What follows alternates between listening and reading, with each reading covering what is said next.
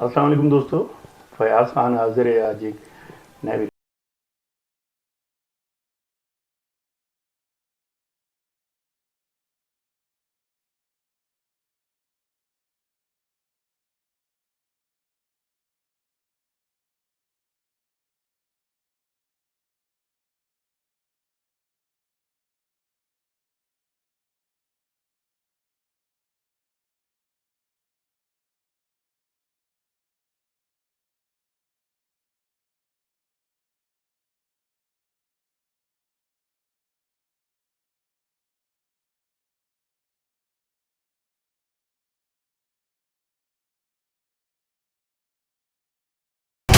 Extra judicial killing के बारे में पाकिस्तान में बहुत बात होती है हमेशा से, खुसूसन कराची में जो 92 और 95 के ऑपरेशन जो हुए हैं, वो हमेशा से उस पर बहुत बात होती है, ये आज भी बात होती है। और इस हवाले से दोनों ऑपरेशन एक्स्ट्रा जुडिशल किलिंग के हवाले से बड़े मुतनाज़ा रहे हैं। और अगर एमक्यूएम के नुक्ता नज़र से देखें तो वो इल्ज़ाम लगाते हैं गवर्नमेंट पे, और उस वक्त जिसकी भी गवर्नमेंट थी उन पे इल्ज़ाम लगता था कि पुलिस और दूसरे कानून नाफिज करने वाले इदारों ने उनके कारकुनों को एक्स्ट्रा जुडिशल किलिंग के ज़रिए कत्ल किया और झूठे पुलिस मुकाबलों में उनके सैकड़ों कारकुन मारे गए, ये उनका दावा है। जबकि पुलिस और सरकार की तरफ से हमेशा कहा जाता है, और उस वक्त भी कहा जाता था कि ये जितने भी पुलिस मुकाबले थे ये बिल्कुल कानूनी तौर पे सही थे, और इनकी वो जस्टिफाई करते थे अपनी बातों से, जो भी जस्टिफिकेशन उनके पास थी वो देते थे। एमक्यूएम इब्तिदा में एक सियासी तहरीक के तौर पर उठी, शहरी इलाक़ों के हुकूक़ के लिए आवाज़ उठाने के लिए, और सही चल रहा था मामला। फिर अचानक ऐसा लगा कि शायद बंदूक की सियासत शुरू हो गई, और उसके जवाब में फिर रियासत की जानिब से भी शायद गलत तौर पर ताकत का जवाब ताकत से ही दिया गया, और इसने मज़ीद बिगाड़ पैदा किया। फ़हीम फ़ारूकी या फ़हीम कमांडो जैसे लोगों ने अलग रास्ता लिया, या उन पे इल्ज़ाम लगे कि उन्होंने दहशतगर्दी का रास्ता इख्तियार किया। सडल साहब उनको कराची बुला के कराची पुलिस का सरबराह बना के इस ऑपरेशन का हेड बनाया गया, और रेंजर्स उनकी कोऑर्डिनेशन पे मौजूद थी। मगर ये ऑपरेशन भी हमने देखा वक्त गुजरने के साथ साथ वो नतीजे नहीं दे सका। इसकी सबसे बड़ी वजह ये थी कि पुलिस के अफसरान एक्स्ट्रा जुडिशल किलिंग में इन्वॉल्व हुए। सैकड़ों लोगों को एक्स्ट्रा जुडिशल किलिंग में मारा गया, नाजायज़ लोगों को पकड़ के उनसे पैसे वसूल किए गए और उनके घर वालों को सताया गया। और बहुत पुलिस का जो रोल था, पुलिस को बिल्कुल फ्री हैंड दे दिया गया। अगर एक्स्ट्रा जुडिशल किलिंग के हवाले से देखें तो उसमें एक ऐसा केस है जो आज भी जिस पर बात होती है, वो है फ़हीम फ़ारूकी और फ़हीम कमांडो का, जो कि एमक्यूएम का एक हाई प्रोफाइल एक मिलिटेंट था, जिसमें बहुत से केसेस थे, दर्जनों केसेस थे जिसमें पुलिस वालों को निशाना बनाया गया था, खुसूसन अपने वक्त के सुपर कॉप इनकाउंटर स्पेशलिस्ट, और जिनके लिए कहा जाता है कि कराची में इनकाउंटर्स की जो भी एक लहर चली थी उसके बानी बहादुर अली थे, और इंस्पेक्टर बहादुर अली तैमूरिया, न्यू कराची और बहुत से थानों में एसओचे रहे, और उन्होंने एक ऑपरेशन के टाइम पे बड़ा नाम कमाया। और उस दौर में जब कराची के थाने शाम 6 बजे से जिस पे ताले लग जाते थे, और थाने के बाहर और ऊपर छत पे पिट्टें बनी हुई थी, मोर्चे बन जाते थे, मशीन गनों के साथ पुलिस वाले बैठते थे। पुलिस अफसरान और एहलकार वर्दी पहन के बाहर निकलना एक खौफ महसूस करते थे, और शनाख्ती कार्ड पुलिस का कार्ड रखना छोड़ दिया था कि शनाख्त होगी तो मारे जाएंगे। और पुलिस वालों के लिए बड़ा बुरा टाइम था, चुन चुन के पुलिस वाले मारे जा रहे थे, जो भी कराची के ऐसे इलाकों में रहते थे जहाँ पे एमक्यूएम का जोर था। वहाँ पे खुसूसन डिस्ट्रिक्ट सेंट्रल में पुलिस वालों पे बड़ा बुरा वक्त था, डिस्ट्रिक्ट ईस्ट में और सेंट्रल में, वैसे तो पूरी कराची में था। جی فہیم کمانڈو کے ہیں یا فہیم فاروقی کے ہیں، نارتھ ناظم آباد کے علاقے کے رہائشی تھے، اور ایسا نہیں تھا کہ ساری ایم کیو ایم اور فہیم کمانڈو بھی پیدائشی طور پر دہشت گرد تھے، ایسا بالکل نہیں تھا۔ فہیم کمانڈو جیسے لوگوں نے الگ رستہ لیا یا ان پہ الزام لگے کہ انہوں نے دہشت گردی کا رستہ اختیار کیا۔ اب اس میں ہر دو طرف کی باتیں ہیں، ہم بطور صحافی کسی ایک طرف کی بھی حمایت نہیں کر سکتے، لیکن تمام طرح حقائق پوری معروضیت کے ساتھ ضرور آپ کے سامنے رکھ سکتے ہیں۔ اور جو ہم نے دیکھا 95 کی غالباً بات ہے، اس زمانے میں یہ بڑے اچھے علاقے ہوتے تھے شہر میں، نارتھ ناظم آباد، وہاں ایک ایل بلاک میں لالہ زار نامی ایک گھر میں یہ بڑی تعلیم یافتہ اچھی مڈل کلاس کی پڑھی لکھی فیملی رہتی تھی، جس سے فہیم فاروقی یا فہیم کمانڈو کا تعلق تھا۔ تو اگر آپ دیکھیں تو ایک سیاسی عمل کے نتیجے میں پورے شہر میں جو کچھ ہوا، فہیم کمانڈو بھی اس کا ایک کردار ہے، اور یہ غالباً گرفتار ہوئے 95 میں، اگر میں صحیح ہوں تو۔ اس وقت بعض لوگوں نے الزام لگایا کہ راولپنڈی سے گرفتار کر کے کراچی پہنچایا گیا ہے۔ بہرحال جو بھی حقائق ہیں، کیونکہ دیکھیے آج جو ڈیجیٹل میڈیا یا کنونشنل میڈیا یا سوشل میڈیا ہمارے سامنے ہے، آج جو ہم ڈیجیٹل پلیٹ فارمز کی کمیونیکیشن دیکھتے ہیں، وہ تب نہیں تھی۔ پرنٹ میڈیا کا زمانہ تھا اور اتنے ثبوت اور شواہد نہیں مل سکتے تھے، ویڈیو فوٹیجز نہیں ہو سکتی تھیں، سی سی ٹی وی نہیں ہو سکتا تھا، تو جو کچھ بتایا جاتا تھا اس کو سن کر دونوں طرف کے موقف کو سامنے پرنٹ میڈیا میں لکھ کے پیش کر دیا جاتا تھا، اور اسی پہ بھروسہ کرنا پڑے گا معلومات پہ، جو اس طرف سے آئی ہوں یا اس طرف سے آئی ہوں، ریاست کی جانب سے آئی ہوں یا جن پر دہشت گردی کا الزام لگایا گیا ان کی طرف سے آئی ہوں۔ ایک بہت ہی بدنام زمانہ ٹیررسٹ ہوا کرتا تھا اس زمانے میں فہیم کمانڈو کے نام سے، جس کا تعلق ایم کیو ایم کے ساتھ بتایا جاتا تھا، اور کہا گیا کہ جی وہ جو 100 مرڈر میں انوالو ہے۔ پھر شعیب صدر صاحب نے کہا کہ جی میں نے اس کو اپنی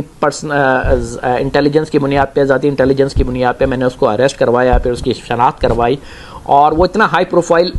بنتا تھا کہ جب وہ گرفتار ہوا فہیم کمانڈو، جس پہ 100 قتل کا الزام تھا، تو اس کی اطلاع براہ راست پرائم منسٹر اس وقت جو تھی محترمہ بینظیر بھٹو کو دی گئی، جس پہ انہوں نے خوشی کا اظہار کیا، وزیر داخلہ نے خوشی کا اظہار کیا، اور اس کو جب جوڈیشل ریمانڈ پہ بھیج دیا گیا 14 دن کے، تو اسی زمانے میں ہوا یہ کہ سندھ سیکریٹریٹ پہ راکٹ سے حملے ہوئے، اور جس دن یہ حملہ ہوا سیکریٹریٹ پہ راکٹ سے، اور وہاں راکٹ فائر کیے گئے، اسی شام میں جو ہے جو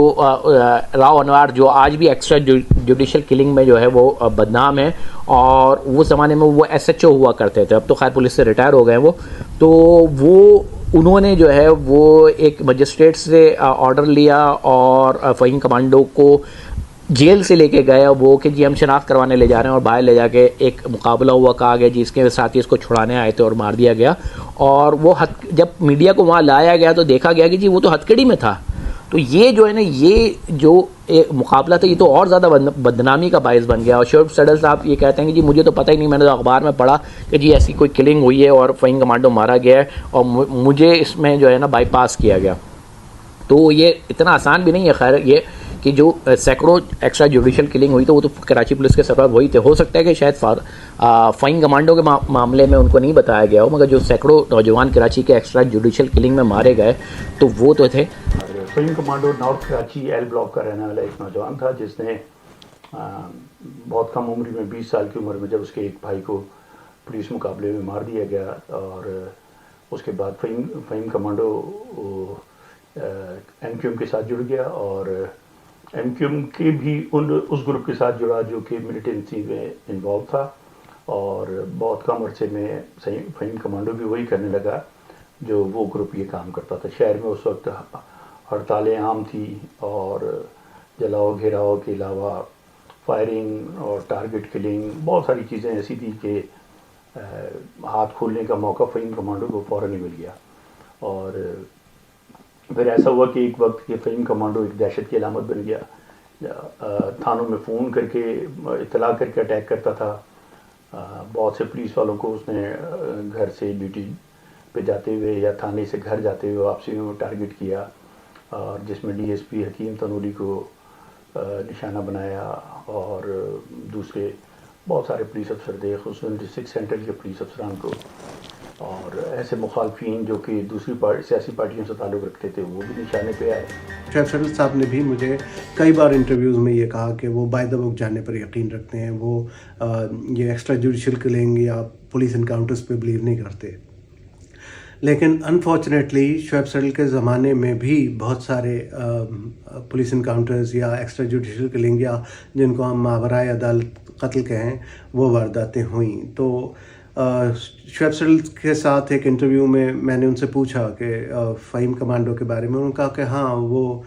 کئی وارداتوں میں ان کے نام آئے, اور اس کے بعد جب یہ ریاست نے فیصلہ کیا کہ ملیٹنسی کو ختم کرنا ہے, شہری علاقوں میں عسکریت پسندی کو ختم کرنا ہے, تو باقاعدہ بائی پالیسی پولیس نے بہت سختی سے کارروائی شروع کی. اب اس میں پس پردہ اس وقت کیا ہوتا رہا یہ سیاسی باتیں ہو جائیں گی جس کا تعلق بہرحال اس گفتگو سے نہیں بنتا. لیکن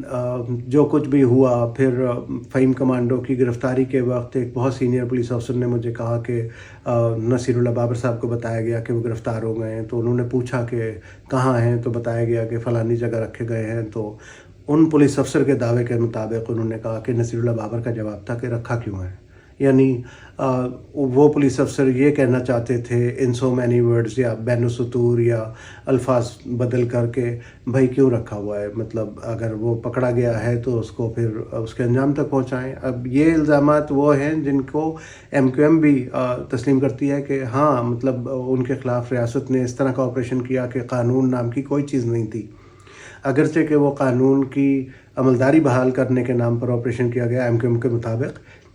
لیکن خود وہ لاقانونیت کا شکار ہو گیا اور بہت سارے ایسے واقعات ہوئے. تو اس طریقے کے جو واقعات تھے نا, اس طریقے کی جو ایکسٹرا جوڈیشل کلنگ تھی, اس نے اس آپریشن کو بڑا بدنام کیا. اس کے ساتھ ساتھ یہ تھا کہ جی جو معمولی سے چھوٹے موٹے کارکنان تھے, جو سیاسی جماعت جو جھنڈا لگا رہا ہے, جو یہ کر رہا ہے, اس کو بھی اٹھا لیا اور اس کو اٹھا کے جی گھر والوں سے پیسے طلب کر رہے ہیں اور گھر والوں کو پریشرائز کر رہے ہیں. اس کے ساتھ ساتھ یہ تھا کہ کچھ لوگوں کو اٹھا کے پولیس والے خود اپنے ذاتی جو سیف ہاؤس تھے وہاں لے جا کے رکھ دیتے تھے, پھر ان کو کسی مقدمات میں ڈال دیتے تھے, پھر جب وہ اشتہاری بن جاتے تھے ان پہ انعام کی رقم آتی تھی تو ان کو لے جا کے مار دیتے تھے. تو یہ بڑا ہی تھا. تو ہم نے یہ دیکھا کہ اس چیز نے جو ہے نا پولیس افسران بھی, پولیس لوگ بھی مارے گئے, کچھ 400 450 لوگ اس میں مارے گئے, مگر یہ ہے کہ سینکڑوں کی تعداد میں ایکسٹرا جوڈیشل کلنگ بھی ہوئی, ہزاروں کی تعداد میں بے گناہ لوگوں کو پکڑ کے اندر بھی کیا گیا. فہیم کمانڈو کو پکڑے جانے کی میں آپ کو بتاتا ہوں کہ فہیم کمانڈو گرفتار ہوتا ہے سی آئی جمشید کوارٹر کے ایک شناخت کرا رہے تھے, لیکن کوئی بھی ان لڑکوں میں سے بھی کوئی فہیم کمانڈو کا نام لینے کے لیے تیار نہیں تھا. اسی دوران یہ سلسلہ چل رہا تھا کہ حساس ادارے وہ بھی مانیٹر کر رہے تھے فون وغیرہ. تو ایم کیو ایم کے حلقوں میں یہ فون پر اس وقت سیل فون نہیں ہوتے تھے, لینڈ لائن نمبر ہوتے تھے, تو ان پہ باتیں شروع ہو گئیں کہ جی حاجی پکڑا گیا. حاجی کون تھا؟ حاجی فہیم کمانڈو کو کہتے تھے. حاجی گرفتار ہو گیا ہے. اور پھر اس طریقے سے اداروں کے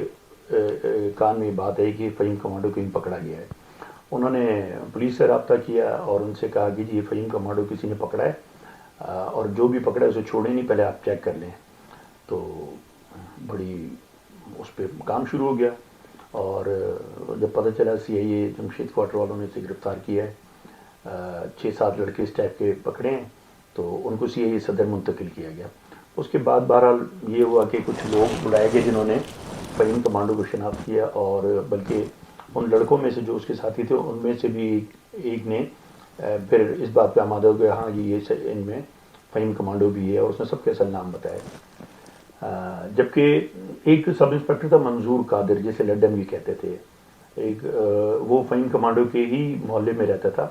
اس وقت اس کی پوسٹنگ بھی سی آئی اے میں تھی. وہ اتفاق سے اس دن وہاں آیا ہوا تھا, اور جس پہ بعد میں بڑا شور ہوا کہ مخبری اس نے کیا ہے کہ بیچارہ کہ کوئی تعلق نہیں تھا اس سے, اور صرف اسی بات پہ اس کو بعد میں فہیم کمانڈو کی مخبری کے شعبے میں ٹارگٹ کلنگ کا نشانہ بنایا گیا نارتھ ناظم آباد میں, جس کے لیے کہا جاتا ہے کہ اس میں سہیل بنگالی انوالو تھا. اور بہرحال اب آتے ہیں فہیم کمانڈو نے جب یہ چیز مان لی کہ وہ فہیم کمانڈو وہی ہے, اور کہ اب میں چونکہ گرفتار ہوں تو میں سکون سے سو رہا ہوں, ورنہ باہر یہ حالت تھی میری نیند اڑ چکی تھی, نیندیں کئی دن سوتے نہیں تھا, اور بعض اوقات ایسا ہوتا تو دل کرتا تھا کہ کسی پولیس والے کو ڈھونڈیں اور اسے ماریں اور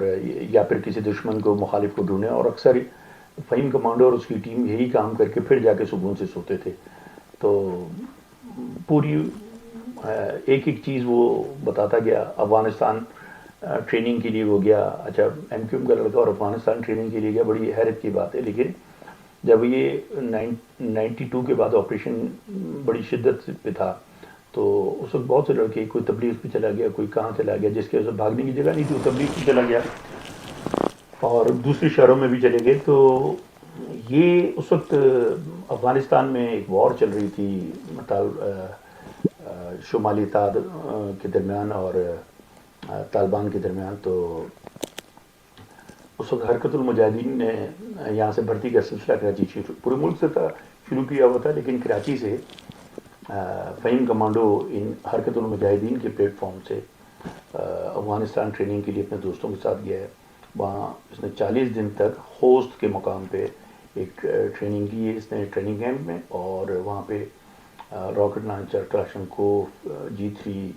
اور پسٹل کی ٹریننگ, گرنیڈ یوز کرنا, یہ ساری چیزیں اس نے وہاں, ایون کہ ایکسپلوزیو یوز کرنے کا بھی اس نے طریقہ سیکھا وہاں پہ. اور جس کی وجہ سے یہ پہلے اس کا ہاتھ کھلا تھا اور یہ ساری چیزیں اس کو اپنی کارروائیوں میں یوز کرتا تھا. اب مزید یہ ٹرینڈ ہو چکا تھا, جس کا اس نے فائدہ پھر فیلڈ میں اٹھایا آگے چل کے. تو فہیم کمانڈو جب یہ واپس آیا ہے وہاں سے, اس کے بعد اس کی فہیم فاروقی سے یہ فہیم کمانڈو ہو گیا. اس کو چونکہ وہاں کمانڈو ٹریننگ تھی تو اس کو سب کہنے لگے کمانڈو ٹریننگ کر گیا, اس کا نام ہی فہیم کمانڈو پڑ گیا. اس کے ساتھیوں میں سہولت مرزا, سہیل بنگالی, شجاعت بابی اور دوسرے بہت سارے لڑکے تھے. سلیم بلوچ تھا ان سے سینئر تھا, اور خالد حق اللہ تھا. اس کے علاوہ کافی لوگ تھے. بہرحال فہیم کمانڈو کی گرفتاری کی اطلاع ملی. میں اس وقت کرائم رپورٹر نہیں تھا, لیکن پھر بھی بطور صحافی میں نے چاہا کہ میں یہ دیکھوں کہ وہ کہاں ہیں, انہوں نے کس حال میں رکھا گیا ہے. تو اگر مجھے صحیح سے یاد ہے, آج میرا خیال ہے 38 برس کے بعد ہم اس پہ بات کر رہے ہیں, 28 سال کے بعد. تو وہ شاید CIA سینٹر صدر میں رکھے گئے تھے. میں بہرحال بڑی تلاش سے وہاں پہنچا. ایک جھلک تو مجھے نظر آئی, میں نے بات کرنے کی کوشش بھی کی ہوگی, مجھے یاد ہے اچھی طرح, لیکن شاید اجازت نہیں ملی یا خود وہ بھی تیار نہیں ہوں گے بات کرنے پر. اس وقت دوران حراست جو بھی صورتحال تھی, بات نہیں ہو سکی, مجھے یہ یاد ہے. بہادر علی وہ پولیس افسر تھے جو اپنے نام کی طرح ایک بہادر شخصیت تھے, اور بڑی ان کی پولیس میں رسپیکٹ تھی. مانا جاتا تھا کہ کوئی بھی خطرناک کام ہو, بہادر علی کے لیے وہ کام مشکل نہیں ہوتا. اور جس تھانے میں اس زمانے میں جبکہ SHOs کتراتے تھے ڈسٹرکٹ سینٹرل کے تھانوں میں پوسٹنگ لیتے ہوئے, بہادر علی کہیں بھی جانے کے لیے تیار ہوتے تھے, خصوصاً وہ تھانے جہاں امن و امان کی صورت بہت زیادہ خراب ہو, ٹارگیٹ کلنگ زوروں پہ ہو, اور ملیٹنسی کی وجہ سے وہاں پہ پولیس کا عمل دخل تقریباً ختم ہو کے رہ گیا ہو.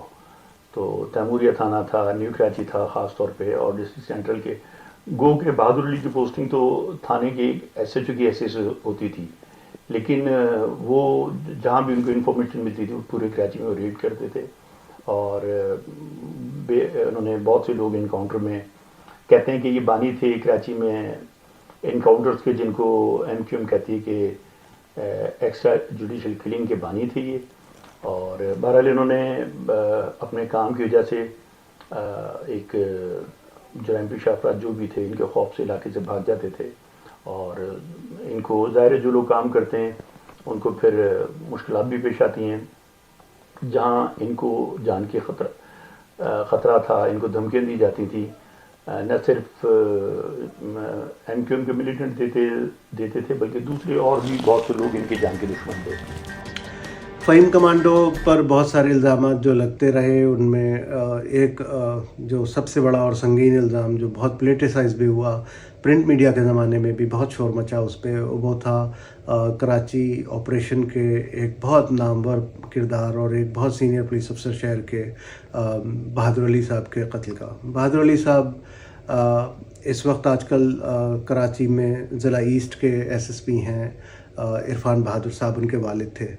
اور بہادر علی صاحب کا اپنا ایک سٹائل تھا کام کرنے کا, جو ہم دیکھتے ہیں کہ ایکچولی انڈیا سے ایک ٹرینڈ آیا تھا پولیس انکاؤنٹرز کا. پاکستان میں بھی یہ ٹرینڈ شروع ہوا, اور شاید اس کے پائنیئرز میں سے تھے بہادر علی جیسے پولیس آفیسرز. میں یہ نہیں کہہ رہا کہ وہ سارے مقابلے غلط تھے یا وہ سارے مقابلے صحیح تھے. میں یہ کہہ رہا ہوں کہ پولیس مقابلوں کا ایک سلسلہ پاکستان میں جب شروع ہوا تو جو نام پہلے سامنے آئے ان میں بہادر علی, ذیشان کاظمی, یہ سب لوگ شامل تھے. ایم کیو ایم کو لگا کہ ان کے کارکنوں کو یہ سب مل کے پولیس آفیسرز ریاست کی پشت پناہی پہ خفیہ اداروں کے ساتھ فوجی افسران کے اشارے پر نشانہ بنا رہے ہیں. اور یہ اس کے جواب میں پھر ہم نے یہ دیکھا کہ شہر میں پولیس افسران کو گھات لگا کر قتل کیے جانے کی وارداتیں شروع ہوئیں. اور پہلی ہی اولین وارداتوں میں ڈی ایس پی شمیم صاحب یا بہادر علی صاحب یا ذیشان کاظمی صاحب کے نام آئے. بہادر علی صاحب ایک بہت نامور, یقیناً بہت ہی شاید سب سے مشہور, سب سے معروف نام تھا اس وقت شہر کا, انسپکٹر بہادر علی. اور اگر کوئی ان کے بارے میں یہ کہہ دیتا تھا کہ فلانا ان کی حراست میں ہیں تو شہر میں خوف کی لہر دوڑ جاتی تھی. بہت ہی رعب تھا ان کا, بہت ہی مختلف انداز تھا ان کے کام کرنے کا. تو بہرحال وہ نارتھ ناز آباد میں خود بھی رہائش پذیر تھے. اب بہادر علی چونکہ اس وقت بہت بڑا نام تھا, تو بہادر علی کے لیے باقاعدہ بہادر علی اور راؤ انوار کے لیے یہ ایم کیو ایم کی جو لیڈرشپ تھی وہاں سے جو ان سارے معاملات کو دیکھتے تھے, ان کی طرف سے یہ ڈیسائیڈ کیا گیا کہ نیچے میسیج دیا گیا کہ کسی طریقے سے ان دونوں کو فارغ کرو. اس لیے کہ شہر میں انہوں نے انکاؤنٹرز کا جو سلسلہ شروع کیا ہے وہ بہت پریشان کن تھا. اس سلسلے میں ایک میٹنگ ہوتی ہے اور اس وقت جو فہیم کمانڈو نے انٹروگیشن میں بتایا تھا کہ جی ڈاکٹر عمران فاروق اور جاوید لنگڑا کے ان لوگوں نے ایک میٹنگ ارینج کروائی, اور کراچی کے مختلف ٹیمیں تھیں جو ہائی پروفائل ملیٹنٹ تھے جو ٹیمیں چلا رہے تھے. فاروق دادا, فہیم کمانڈو, ریحان کانا, اس کے علاوہ کورنگی کے کچھ لڑکے تھے, اور ان کی ٹاؤن کی ٹیمیں تھیں کچھ. ان سب کو بلایا گیا اور ان کو بیٹھ کے ان کو بات کی گئی کہ یہ کس طریقے سے کیا جائے, اور سارے کام چھوڑ کے پہلے یہ دو کام کیے جائیں. تو اس پہ فاروق دادا بہت بڑا نام تھا, سب سے بڑا نام تھا. اور فاروق دادا کے کریڈٹ پہ یہ بھی تھا ایم کیو ایم میں کہ ایس ایچ او ایک صادق ہوتے تھے, ایس ایچ او بلدیہ, ان کے ساتھ 5-6 پولیس والوں کو بلدیہ ٹاؤن میں فاروق دادا اور اس کے ساتھیوں نے نشانہ بنایا تھا جس میں وہ شہید ہو گئے تھے. تو اس کے علاوہ دوسری کیسز بھی بہت سارے تھے. تو فاروق دادا, سب کا خیال یہ تھا کہ فاروق دادا یہ کام کرے گا, اور فاروق دادا نے بھی یہی کہا کہ میں یہ کام کرنا پسند کروں گا. تو فہیم کو ویسے بھی کم گو تھا, چپ کر کے سنتا رہا, اور لیکن اسے فیل ہوا کہ میرے ایریے کا ایک کام ہے وہ کوئی باہر کا کہ کوئی بندہ کر جائے, کوئی اور ٹیم کر جائے, میری بے عزتی ہے. بہرحال وہ وہاں اس میٹنگ سے تو آ گیا, لیکن واپس آ کے سب سے پہلا کام اس نے یہ کیا کہ اپنی ٹیم منظم کی, جو لڑکے تھے. اس کے علاوہ پاپوش سے عامر اور طاہر پپو وغیرہ ان لڑکوں کو لیا, ان لوگوں نے مل کے ٹیم بنائی اور اس پہ کام شروع کر دیا. یہ واقعہ غالباً 28 جون 1994 کا ہے, جب وہ اپنے گھر سے نکل کر دفتر جا رہے تھے. اور یہ مجھے خود عرفان بہادر صاحب نے ہی سنایا ایک انٹرویو کے دوران ساری تفصیلات, کہ وہ اپنے گھر سے نکل کر اپنے 3 سپاہیوں کے ساتھ دفتر جا رہے تھے. عرفان بہادر صاحب کا موقف ہے کہ بہت دن تک دہشت گردوں نے جو ان کو قتل کرنا چاہتے تھے بہادر علی صاحب کو, ان کی ریکی کی, ان کے علاقے میں آنے جانے کے معمولات کا جائزہ لیا, گھر کس وقت آتے ہیں, گھر سے کس وقت نکلتے ہیں, کیسے دفتر جاتے ہیں یا تھانے یا باقی لوگوں سے ملنے کے لیے ان کے کیا معمولات زندگی ہیں. کئی ہفتوں تک اس سب کی ریکی کی گئی, اور پھر باقاعدہ منصوبہ بندی کے تحت گلی کے باہر ایک مسجد, اس کے سامنے واقع ایک اسکول, اور اسکول کے سامنے واقع ایک گھر, 3 جگہ مورچہ بنایا گیا, اور باقاعدہ وہاں رات کو ایک گھر میں گھس کے پوری فیملی کو رات بھر ہوسٹیج رکھا گیا. اور یہ مکمل یقین دہانی کی گئی کہ اب بہادر علی صاحب گھر سے نکلے ہیں, اور شاید ان کی گلی سے بھی کوئی ان کو یہ اطلاع دے رہا تھا کہ وہ گاڑی میں بیٹھ گئے ہیں, مگر گاڑی سٹارٹ نہیں ہو رہی. پھر کسی طرح گاڑی سٹارٹ ہوئی اور وہ اپنے معمول کے مطابق انہوں نے گلی سے نکل کر جب موڑ کے کنارے پر پہنچے تو وہاں سے 3 اطراف سے فائرنگ کی گئی اور بہادر علی صاحب موقع پہ ہی عرفان بہادر کے مطابق شہید ہو گئے. اور پرنٹ میڈیا میں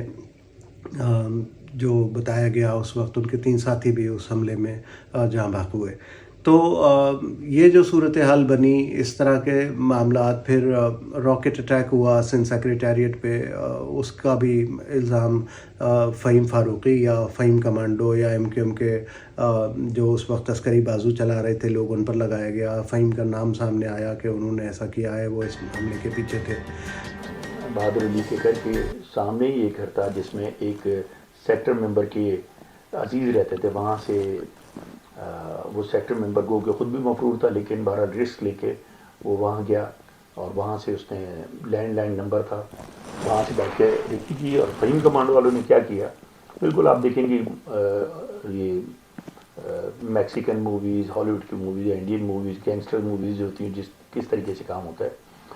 یہاں بھی وہی کام ہوا. ان لوگوں نے کیا کیا کہ بہادر علی جس گلی میں رہتا تھا اس سے نکل کے آتا تھا، تو راستہ جو تھا اس کے راستے میں ایک اسکول پڑتا تھا. گلی کے دوسرے کونے پہ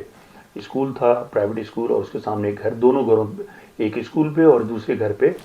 فہیم کمانڈو والوں نے قبضہ کر لیا. 4 لڑکے اسکول میں گھس کے اوپر چھتوں پہ مورچے لگا کے بیٹھ گئے اور 4-5 لڑکے اس گھر میں چلے گئے جس میں فیملی تھی. وہاں ان کو انہوں نے یرغمال بنا کے اور پوزیشنیں لے لی اور وہاں سے ان کے لینڈ لائن نمبر سے انہوں نے جو ان کا سیکٹر ممبر بیٹھا تھا بہادر علی کے گھر کے سامنے، اس سے انہوں نے رابطہ کر لیا اور یہ طے ہو گیا کہ جب وہ وہاں سے نکلے تو آپ ہمیں اس نمبر پہ بتاؤ گے. فہیم کمانڈو نے کیا کیا کہ اس فیملی کو دکھانے کے لیے کہ یہ لڑکے ان کا کوئی تعلق لوکل لڑکے نہیں ہیں، یہ کوئی اور ہیں. انہی دنوں بہادر علی نے 4 کار لفٹر اور ڈکیت ایک انکاؤنٹر میں مارے تھے جو فارسی باندھ تھے. بروی بولی بولتے تھے اور فارسی بولتے تھے، اور یہ بہت مشہور کیس ہوا تھا جو کراچی میں ایک انکاؤنٹر میں مارے تھے. تو انہوں نے ان کے سامنے گو کہ ان کو فہیم کمانڈو اور اس کی ٹیم کو نہ بروی آتی تھی نہ ان کو فارسی آتی تھی، لیکن انہوں نے کوشش کی ان کے سامنے بات کرنے کی اس طریقے سے جیسے وہ زبان فارسی بول رہے ہیں. فہیم کو تھوڑی بہت شاید آتی ہو کہ افغانستان میں اس نے ٹائم گزارا تھا وہاں پہ، لیکن اور لڑکوں کو نہیں آتی تھی. لیکن جو فیملی تھی جن کے سامنے انہوں نے تھوڑی سی بات کی، ان کو یہ سمجھ میں آیا کہ اردو نہیں بات کر رہے، کوئی اور زبان بات کر رہے ہیں. اور یہ بات انہوں نے جب بعد میں پولیس کو بیان میں بتائی تو انہوں نے یہی بتایا تھا کہ شاید وہ کوئی اور زبان بلوچی یا فارسی بول رہے تھے، تاکہ اس کیس کا رخ اس طرف موڑا جائے کہ جی بہادر علی نے چونکہ وہ 4 جو کار لفٹر مارے تھے شاید یہ سلسلہ اسی کی طرف جاتا ہو. بہرحال انہوں نے کوشش تو کی لیکن اس طرف گیا نہیں. اور جب بہادر علی تیار ہو کے اپنی ٹیم کے ساتھ نکلے، گھر کے سامنے موبائل میں بیٹھ کے اسٹارٹ کی تو موبائل تھوڑی پرانی تھی، موبائل اسٹارٹ ہوئی چلی اور پھر بند ہو گئی. تو جب موبائل میں بیٹھے تو جو سیکٹر ممبر ریکی کر رہا تھا اس نے ان کو کال کر کے فہیم کو بتایا کہ بہادر علی نکل گیا وہاں سے. بہادر علی صاحب جیسے آگے گئے، گاڑی بند ہو گئی. 2-3 منٹ اسی میں ضائع ہو گئے دھکا لگانے میں. اب ایک گلی کے دوسرے کونے تک جانا ہے تو وہ اتنا ٹائم تو لگتا نہیں ہے. تو فہیم نے دیکھا کہ یار 2-3 منٹ ہو گئے، وہ تو نکل گیا، آیا نہیں کہ کہیں اور سے تو نہیں نکل گئے. اس نے دوبارہ کال کی، سیکٹر ممبر سے پوچھا کیا ہوا، تو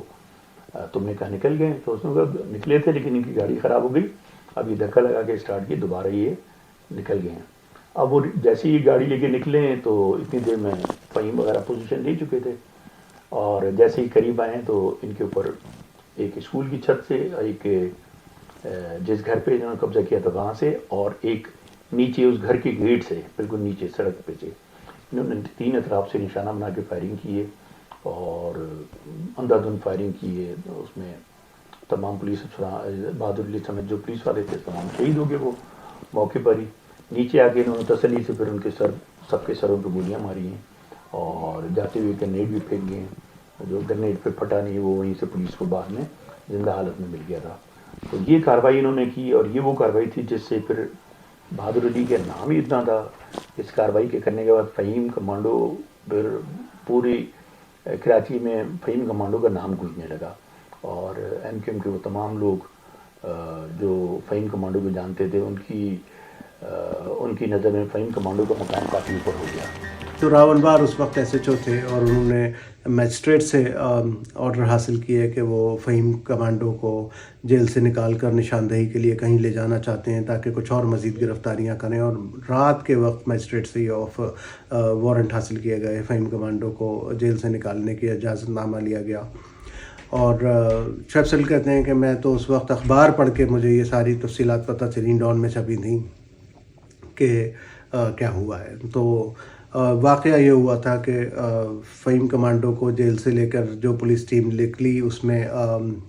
یہ راؤ انوار اس کی قیادت کر رہے تھے, اور پولیس کے مطابق ابھی وہ کسی نشاندہی کے لیے لے کے جا رہے تھے کہ فہیم کے اپنے ساتھیوں کو بھی پتہ چل گیا کہ پولیس انہیں جیل سے لے کر نکلی ہے اور کہیں لے کے جا رہی ہے نشاندہی کے لیے, اور انہوں نے یہ موقع غنیمت جانا پولیس کے مطابق, اور انہوں نے فہیم کو پولیس کی حراست سے چھڑوانے کے لیے پولیس پارٹی پر حملہ کر دیا.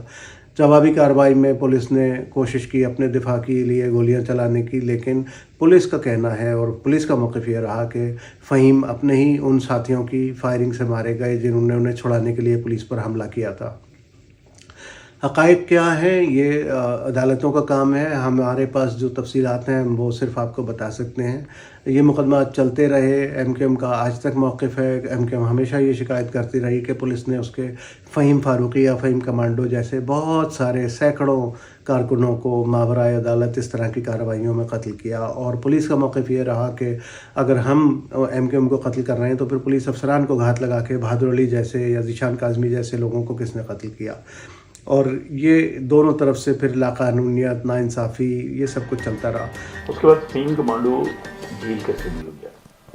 جب جیل کسٹڈی ہو گیا تو فہیم کمانڈو کا جیل جانا تھا. اب چونکہ انٹروگیشن میں بتا چکا تھا کہ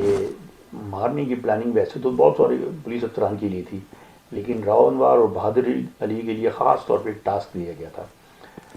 اب راؤ انوار کو بھی پتا تھا کہ اگر تو فہیم کمانڈو زندہ رہ جاتا ہے تو اس نے تو یہی کام کرنا ہے, اور اگر اس نے نہیں کرنا تو دوسرے لڑکوں کو بھی یہی شے ملے گی. بہرحال یہ چیز بھی راؤ انوار کے اور دوسرے پولیس افسران کے ذہن میں تھی. اور ویسے بھی پولیس کا مورال بڑا ڈاؤن ہو گیا تھا جب بہادر علی کی شہادت کے بعد. اس کے بعد ہوتا یہ ہے کہ ایک دن پتہ چلتا ہے کہ